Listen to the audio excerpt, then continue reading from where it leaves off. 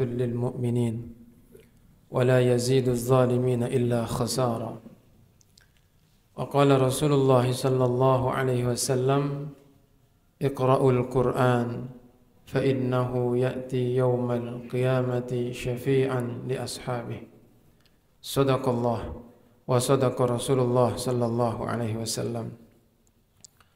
حضرة المحترمين عالم العلماء والأساتذة,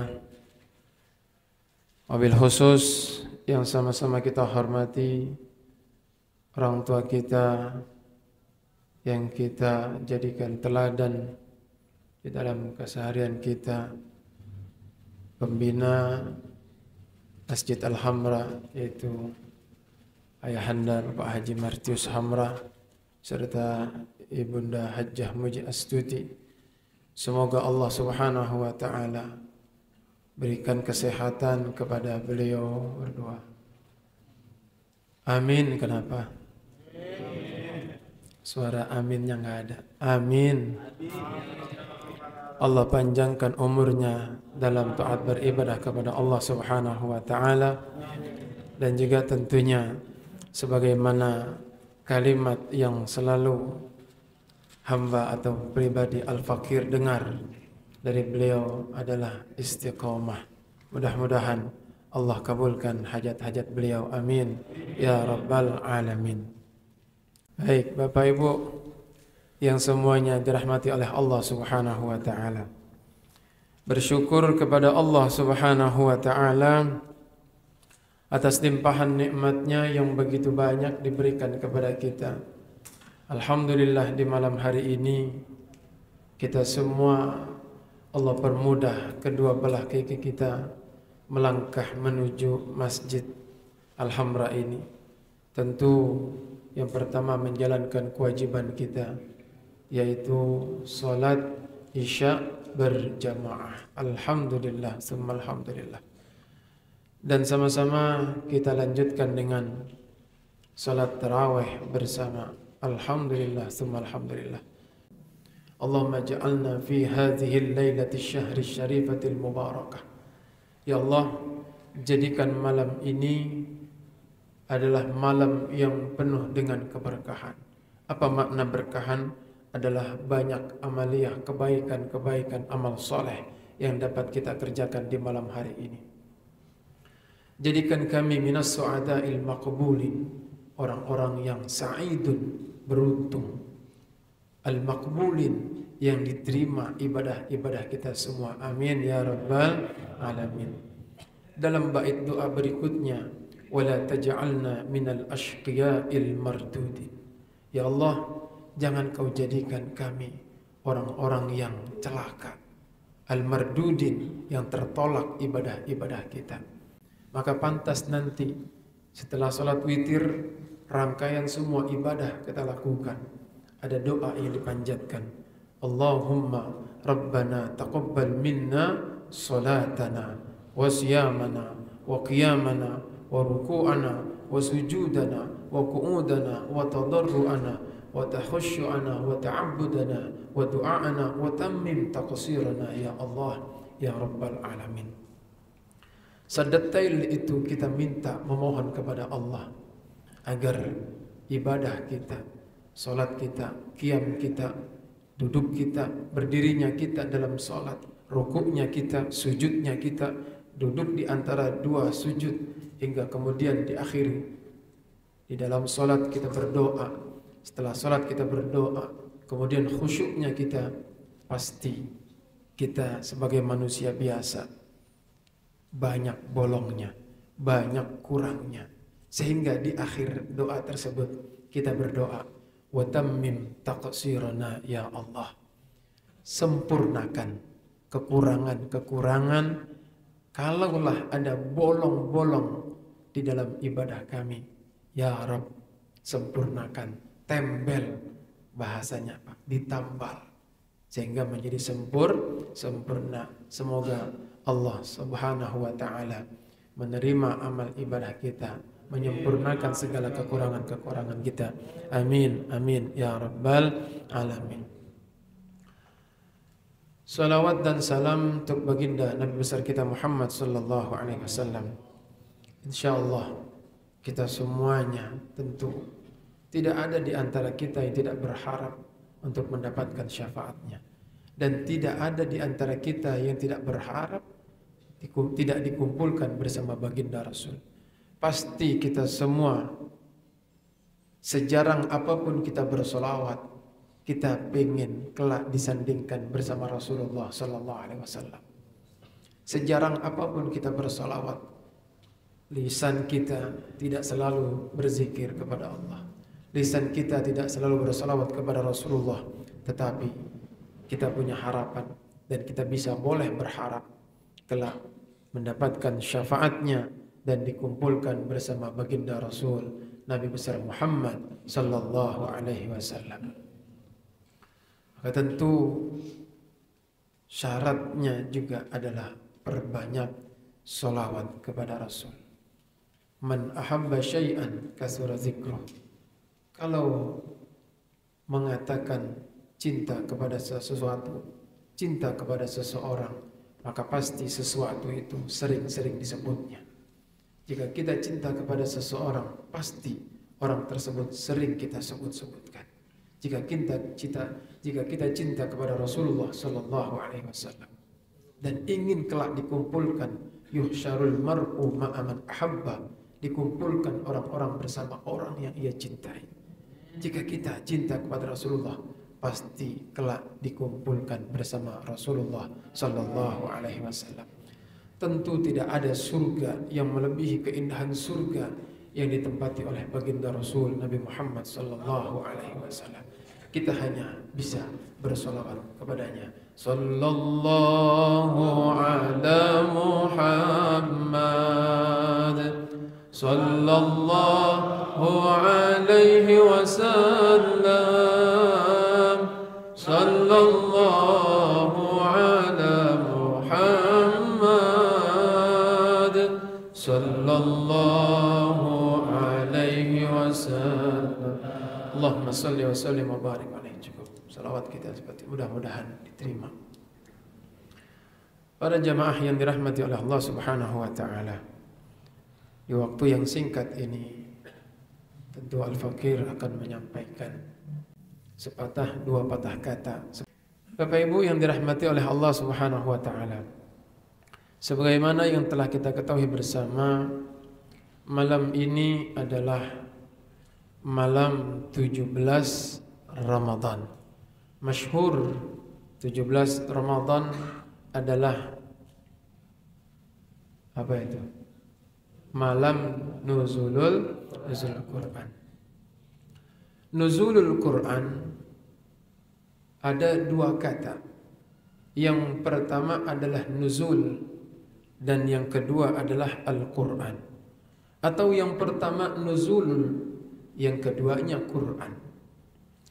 Nuzul bermakna sesuatu yang turun dari atas turun ke bawah. Itu namanya nuzul. Al-Quran secara lugatan adalah al-jam'u, kumpulan daftar sekian banyak ayat yang menjadi satu bundle, maka itu adalah kumpulan.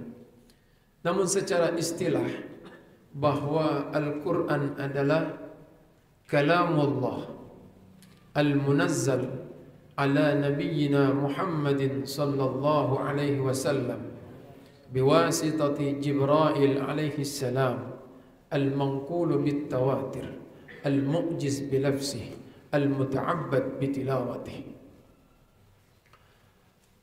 Secara istilah, Al-Quran adalah kalamullah, titahnya Allah, kalamnya Allah, al-munazzal ala nabiyyina Muhammadin sallallahu alaihi wasallam, yang diturunkan kepada Nabiyyuna Muhammad sallallahu alaihi wasallam biwasitati Jibril, perantaranya adalah malaikat Jibril alaihi salam. Al-manqulu bit-tawatir, al-mu'jiz bilafzih, al-muta'abbad bitilawati, yang dianggap berpahala, yang bernilai berpahala, yang diberikan pahala siapapun ia yang membacanya. Al-muta'abbad bitilawati, dianggap ibadah, diberikan pahala. Para jamaah yang dirahmati oleh Allah Subhanahu wa taala. Lalu nuzulul Quran, turunnya Al-Quran pertama adalah dari Allah Subhanahu wa taala, turun ke Lauhil Mahfuz. Keberadaannya di Lauhil Mahfuz sebagaimana ayat yang mungkin sering kita baca, mudah-mudahan sering kita baca dalam surat Al-Buruj. Allah Subhanahu wa taala berfirman, bal huwa Qur'anum Majid fi lauhim mahfuz. Dari Allah kemudian diturunkan di Lauhil Mahfuz. Kemudian dari Lauhil Mahfuz diturunkan ke Baitul Izzah. Apa Baitul Izzah? Adalah singgasana keindahan yang penuh dengan kemewahan, kemuliaan, adanya di sama'id dunya, langit dunia. Kemudian dari Baitul Izzah Allah turunkan kepada Nabiyyuna Muhammadin sallallahu alaihi wasallam. Itulah proses terjadinya nuzulul Quran. Yang pertama dari Allah ke Lauhil Mahfuz. Kemudian dari Lauhil Mahfuz ke Baitul Izzah. Daf'atan wahidatan, sekaligus 6.326 atau 6.236 ayat yang pernah saya hitung, pernah menghitung 6.236. Ada yang mengatakan 6.232. Saya pernah menghitung sekian banyak ayat, kemudian terdiri dari 114 surat, 30 juz, yang di setiap juznya 20 halaman. Setiap halamannya ada 15 baris. Kalau Qur'annya Qur'an pojok yang sering dipakai oleh jamaah, maka diawali dari awal ayat, diakhiri pada bawahnya akhir ayat. Daf'atan wahidatan, Allah turunkan sekaligus dari Lauhil Mahfuz ke Baitul Izzah. Tetapi turunnya Al-Quran dari Baitul Izzah yang diturunkan kepada Nabi Muhammad sallallahu alaihi wasallam, tentu dalam Al-Quran dikatakan wa Qur'anan faraqnahu litaqra'ahu 'alan nasi 'ala mukthin wa nazzalnahu tanzila. Secara terpisah, tidak sekaligus. Maka ini menjadi suatu jawaban ketika ada seorang kafir berkata, wa qala alladhina kafaru laula nuzzila alaihi alqur'anu jumlatan wahidah. Orang kafir bertanya, laula nuzzila alaihi alqur'anu jumlatan wahidah. Kenapa Al-Quran tidak diturunkan sekaligus satu daftar, satu bendel buku? Kadzalika linutsabbita bihi fuadak warattalnahu tartila. Ada hikmah di balik yang Allah lakukan berupa tafsilnya, terperincinya, tidak sekaligus Allah turunkan kepada Nabi Muhammad sallallahu alaihi wasallam. Ada di antaranya adalah untuk meneguhkan jiwa dan hati Rasulullah sallallahu alaihi wasallam. Sebagaimana kita ketahui, Rasulullah sallallahu alaihi wasallam di dalam berdakwahnya tentu banyak sekali hinaan, banyak sekali cemoohan, banyak sekali intimidasi, hingga sebagaimana kita ketahui bersama, Rasulullah sallallahu alaihi wasallam dikejar, hendak dibunuh. Kaum kafir kemudian mengutus siapapun yang mampu membawa kepala Muhammad, ia akan mendapatkan 100 unta merah dan harta-harta yang lainnya. akan diberikan kepada siapa yang mampu membawa Muhammad mati atau hidup. Para jamaah yang dirahmati oleh Allah Subhanahu wa taala, Rasulullah sallallahu alaihi wasallam adalah pembawa risalah, menyampaikan risalah Allah Subhanahu wa taala. Tetapi betapa banyak ujian-ujian yang diterima oleh beliau baginda Rasul Muhammad sallallahu alaihi wasallam. Oleh karena itu, berpikir kita sejenak. Kita bukanlah pengemban risalah. Kita bukan nabi. Kita juga bukan rasul. Kita hanya bisa melaksanakan perintah Allah. Amanna, kita beriman. Kita sholat 5 waktu. Kita tambahkan dengan tahajud di malam hari. Kita perbanyak sedekah. Tidak ada kemudian apa yang kita lakukan itu kemudian menjadikan Allah tidak memberikan ujian kepada kita. Pasti Allah berikan ujian kepada kita. Walaqad fatanna alladhina min qablihim falaya'lamanna Allahu alladhina sadaqu wa laya'lamanna al-kadhibin. Ahasiban nas ay yutraku ay yaqulu amanna wa hum la yuftanun. Rasulullah yang membawa risalah Allah banyak ujiannya. Bagaimana dengan kita?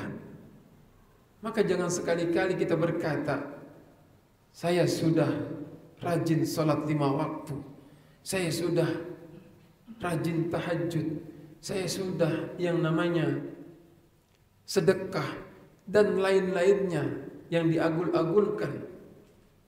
Ia berharap dengan semua itu ujian tidak diberikan oleh Allah Subhanahu wa taala.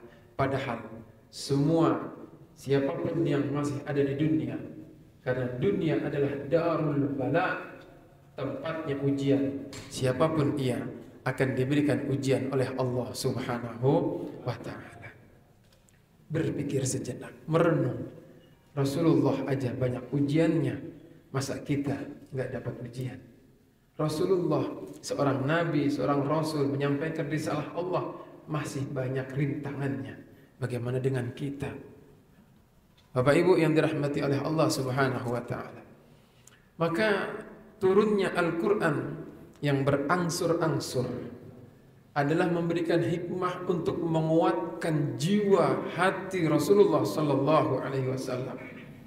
Contoh, ketika banyaknya ujian, celaan, hinaan, intimidasi dari kaum kafir, Allah Subhanahu wa taala turunkan ayat, "Walaqad kudzibat rusulun min qablika fasabaru." Kalau bahasa kitanya, jangankan engkau, dulu nabi-nabi terdahulu pun sama seperti engkau, mendapatkan hinaan, mendapatkan ujian dan lain-lainnya, intimidasi. Bahkan hingga Nabi Allah Ibrahim dibakar hidup-hidup. Kemudian Nabi Isa dikejar akan dibunuh oleh Fir'aun dan bala tentaranya. Begitu juga Nabi Isa akan semuanya akan dibunuh, akan dimatikan. Bapak Ibu yang dirahmati oleh Allah Subhanahu wa taala. Maka turunnya Al-Qur'an berangsur-angsur tentu melihat situasi kondisinya. Ketika ada orang yang bertanya tentang surat Al-Mujadalah atau Al-Mujadilah, qad sami'a Allahu qawlan allati tujadiluka fi zawjiha wa tashtaki ila Allah.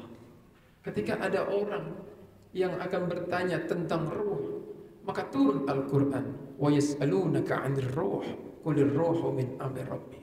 Rasulullah sallallahu alaihi wasallam setiap akan menjawab sesuatu pasti menunggu datangnya turunnya Al-Qur'an. Maka dalam surat An-Najm, wa ma yantiqu 'anil hawa in huwa illa wahyu yuha. Tidak ada yang dikatakan oleh Rasulullah dari nafsunya, melainkan adalah wahyu dari Allah Subhanahu wa taala. Ketika Rasulullah sallallahu alaihi wasallam mendapatkan suatu pertanyaan, lalu Rasulullah pernah berkata besok. Pernah berkata besok. Kemudian turun ayat Al-Qur'an, "Wala taqulanna li syai'in inni fa'ilun dzalika ghadan illa ayyasha Allah." Jangan kau berkata untuk melakukan esok, melakukan besok pasti akan aku kerjakan. Tapi katakanlah insya Allah. Pelajaran bagi kita semuanya tentunya. Banyak hikmah yang Allah turunkan. Kenapa Al-Quran diturunkan kepada Rasulullah Sallallahu Alaihi Wasallam berangsur-angsur, tidak sekaligus. Bagaimana juga Al-Quran bisa menjadi sebuah solusi untuk siapapun yang mau mengambil manfaat daripada Al-Quran.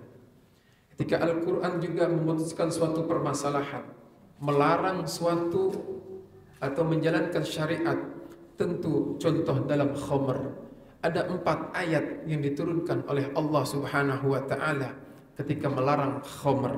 Tidak langsung Allah melarang khamr, karena saat itu khamr adalah sesuatu minuman yang candu, minuman yang saat itu adalah disenangi oleh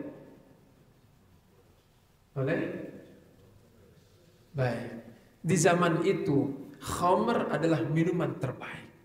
Tetapi Allah Subhanahu wa Ta'ala Maha tahu apa mudarat dan manfaat daripada khamr tersebut. Ayat pertama, wa min thamaratin nakhili wal a'nabi tattakhiduna minhu sakaran wa rizqan hasana inna fi dzalika laayatin liqaumin ya'qilun. Kemudian ayat kedua berikut turunnya, yas'alunaka 'anil khamri wal maisir qul fihima ismun kabirun wa manafi'u linnas. Tidak Allah mengatakan langsung khamr haram, jauhi, tidak. Inilah bijaksananya Allah Subhanahu wa Ta'ala. Kemudian ayat yang ketiga setelah yas'alunaka 'anil khamri wal maisir, Allah Subhanahu wa Ta'ala kemudian menurunkan ayat berikutnya, ya ayyuhalladzina amanu la taqrabus salata wa antum sukara. Jangan kau dekati, jangan kau mendekati salat sementara engkau dalam keadaan mabuk. Ayat yang ketiga.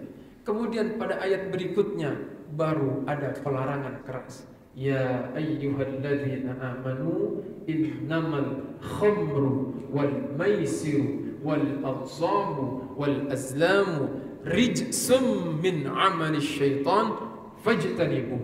Terakhir kalimat ayat itu. Maka ayat tersebut ayat yang mengatakan bahwa saat ini khamr diharamkan. Fajtanibu, jauhi oleh kalian semuanya. Ayat pertama, kedua, ketiga, Allah Subhanahu wa Ta'ala tidak langsung mengharamkan khamr, karena memang khamr saat itu minuman terbaik di saatnya, di zamannya. Lalu kemudian Allah yang Maha tahu tentang mudarat dan manfaat daripada khamr melarang ayat demi ayat, waktu demi waktu, hingga pada akhirnya mengatakan bahwa khamr adalah rijsun min amal syaitan fajtanibuhu la'allakum tuflihun. Kita tahu khamr seringkali akibat daripada meminum khamr banyak kebatilan yang merajalela. Dikisahkan banyak cerita tentang khamr. Kalau cerita ini disampaikan tentu akan lebih panjang lagi. Para jamaah yang dirahmati oleh Allah Subhanahu wa Ta'ala, hikmah diturunkannya Al-Quran berangsur-angsur kepada Rasulullah Sallallahu Alaihi Wasallam. Tadi yang pertama adalah untuk meneguhkan jiwa dan hati baginda Rasulullah Sallallahu Alaihi Wasallam. Tentu yang berikutnya adalah hikmah daripada turunnya Al-Quran berangsur-angsur kepada Rasulullah Sallallahu Alaihi Wasallam. Allah hendak memantapkan syariatnya. Al-Quran mengatakan, wa Qur'anan faraqnahu litaqra'ahu 'alan nas 'ala mukthil wa nazzalnahu tanzila. Agar diberikan kepada orang lain, dibacakan kepada orang, litaqra'ahu 'alan nas, supaya dibacakan perlahan-lahan, 'ala mukthil, ayat demi ayat, tidak langsung segeblek sebendel Al-Quran yang saat ini ada 6.236 ayat, tidak, tapi ayat demi ayat sesuai kebutuhan apa yang dibutuhkan saat itu, maka turun wahyu, turun ayat demi ayat suci Al-Quranul Karim. Para jamaah Bapak Ibu yang dirahmati oleh Allah Subhanahu wa Ta'ala, sebentar lagi, 3 menit lagi. Bapak Ibu yang dirahmati oleh Allah Subhanahu wa taala. Maka oleh karena itu, Al-Qur'an adalah sebagai pedoman bagi kita semua. Menjadikan solusi, dapat menjadi solusi bagi kehidupan kita. Wa nunazzilu minal Qur'an ma huwa syifaa'un wa rahmatun lil mu'minin. Turunkan Al-Qur'an, wa nunazzilu minal Qur'an ma huwa syifaa'un, sebagai obat. Obat apa? Zahiran wa batinan. Tergantung bagaimana kita punya niat, tergantung bagaimana kita punya hajat. Tentu Al-Quran kalamullah, Allah yang akan mengirimkan, yang mengijabah doa-doa kita. Syifa'un, sebagai obat. Siapa orang yang membaca Al-Quran, sudah pasti tidak dapat dipungkiri, hatinya akan tenteram. Bapak Ibu, jika senang dengan Al-Quran, al-lail wa atrafan nahar, siang malam hari berdekatan dengan Al-Quran, maka insyaallah hatinya akan diberikan ketenangan, ketentraman. Amin. Insyaallah. Wa rahmatun lil mu'minin, dan juga sebagai rahmat bagi orang-orang yang beriman. Alhamdulillah, semua alhamdulillah, di Masjid Al-Hamra hari dimulai dari Senin, Selasa, Rabu, Kamis, Jumat selalu menggema Al-Quran. Mudah-mudahan ini adalah pertanda keberkahan bagi kita semua tentunya. Terima kasih. Kurang lebihnya mohon maaf. Assalamualaikum warahmatullahi wabarakatuh.